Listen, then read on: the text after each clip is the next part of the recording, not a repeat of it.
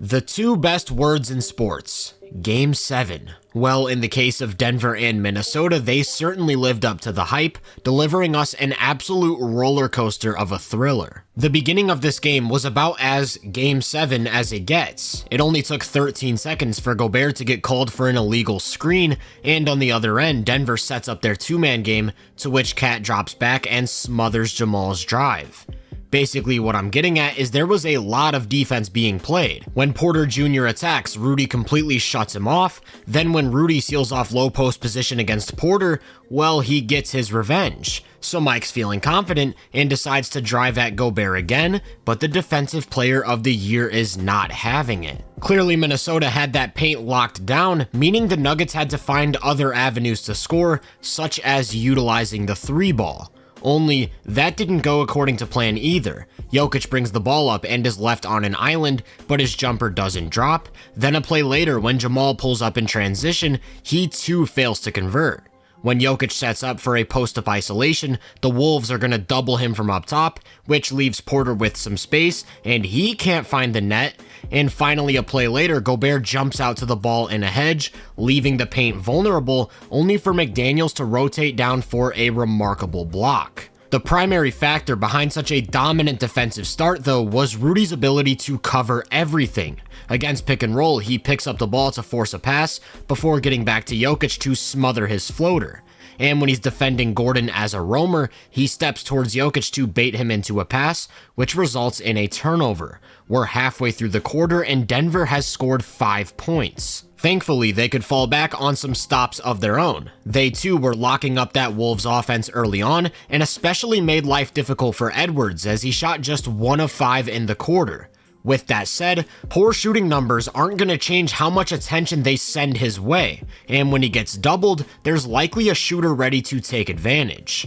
As long as he makes the right read and finds the open man, the defense will be put into rotation. From there, they'll move the ball, attack closeouts when needed, and hunt for the best possible opportunities. After going down 12-5, it was time for the Nuggets to finally wake up. Jokic is still drawing a double from up top, and he uses a pass fake to send Conley to the wing before skipping it to the weak side corner. Master manipulation to create an open three. Then next time down, they play with a little more pace. Nobody tracks Jokic in the middle of the floor, and he turns into one of his automatic floaters. Then Gobert checked out, and all of a sudden the paint is a lot more vulnerable. Cat's gonna run his bait and recover pick and roll covers that they've been using all series, but instead of Rudy, Jamal's driving into a weaker shot blocker. This led to quite the feast for Jokic, sealing off low post position for an easy catch and finish. Well, at least on the follow. Really, it was Jamal who took over though. It started with a post up against Alexander Walker, and he sets up a silky smooth turnaround fade.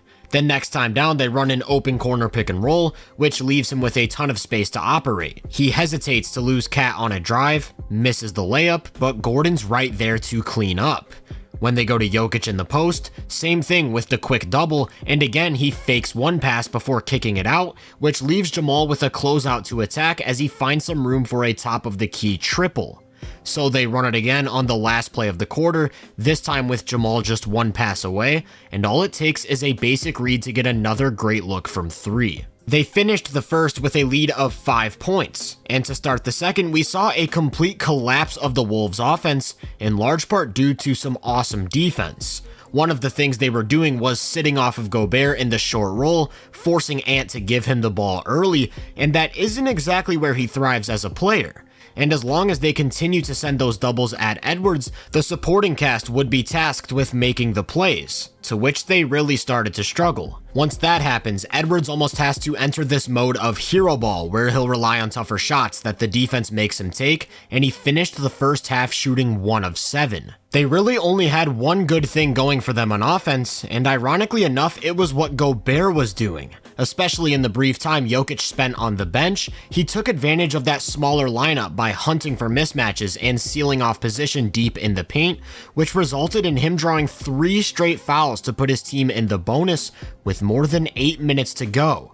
Besides that though, the Nuggets were on point with their rotations and scrambling, making it really difficult for the Wolves to create advantages, and to make things even worse, whenever they did find a shot, Well, they made just 4 of their 16 first half 3-point attempts. While all of that's going on, the Nuggets were really starting to look like the Nuggets that won a championship. It started with a pick and roll between Jamal and Gordon, and because McDaniels is out of the play, Gobert has to cover 2, to which Jamal patiently waits to make the right decision.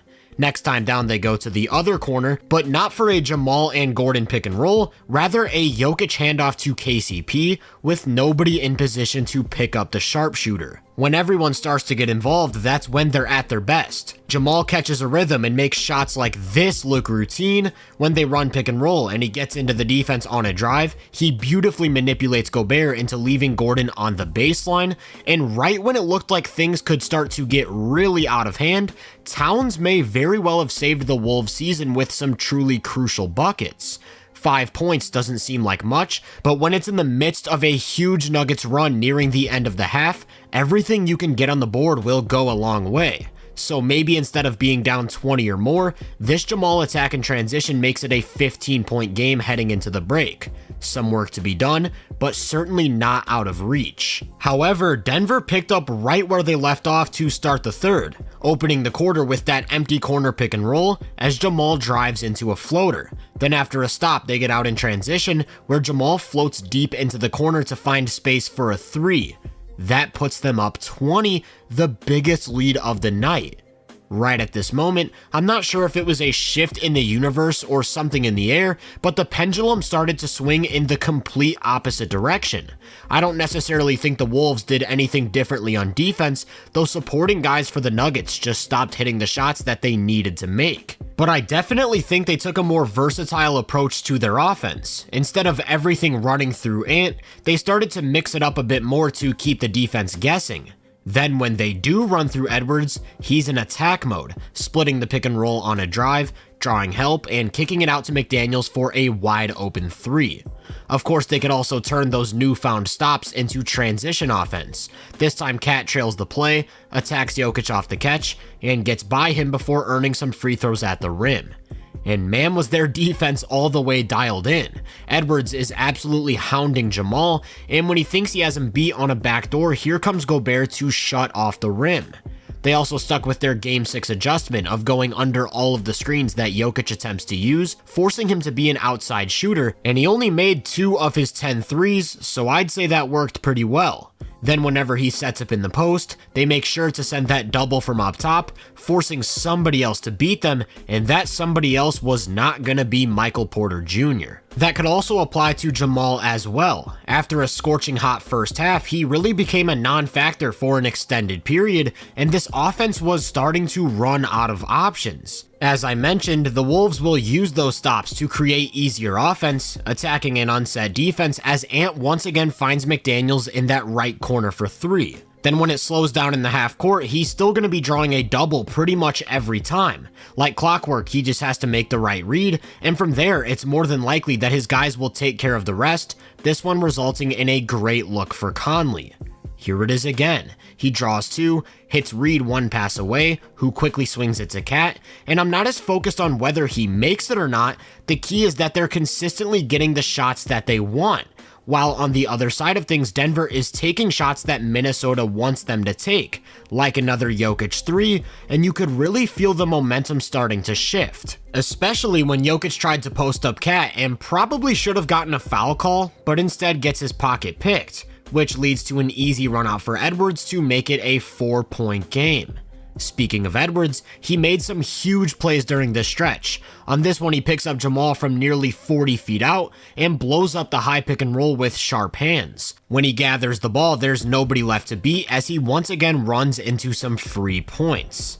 Then on the last possession of the quarter, he's going to take Gordon one-on-one, and for whatever reason, the Nuggets decide not to double, which proves to be a fatal mistake as he hits a step-back triple. After going down by as many as 20, they cut it down to just 1 with 12 minutes to go. The beginning of the fourth was pretty evenly matched. Minnesota continued to get key contributions across the board.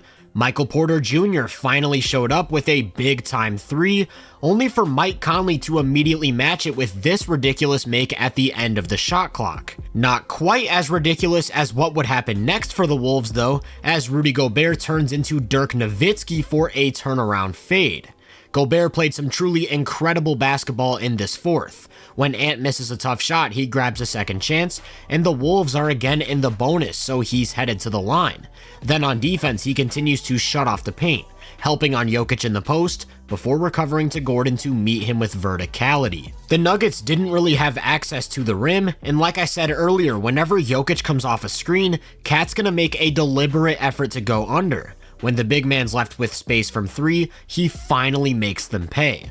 He caught fire at just the right time to keep his team in the game, this time facing up from the perimeter and knocking one down with Cat in his grill. Then when he turns his back to the basket, he draws that double, and the Nuggets do a good job of quickly moving the ball to find Porter in the corner, though he remains cold. Jokic grabs the board, only to get swarmed by that paint protection.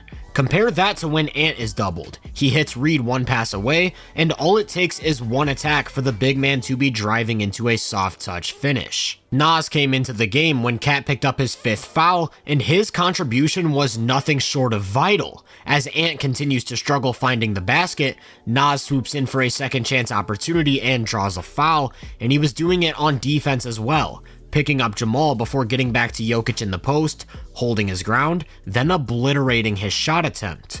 These are the things that won him 6th man of the year. Ant tries a step back 3, it doesn't drop, and guess who's there on the putback? Now they're alone in the driver's seat, and for good measure, they bring some full court pressure to Jamal and force a turnover. From there, all it takes is some basic transition execution to find an open Edwards in the corner, as he finally puts one in to put them up double digits. With a few stops, they could seal this thing, and who better than Gobert to take away Jamal's drive in that drop coverage before getting back to Jokic on a closeout to get a hand up on the 3.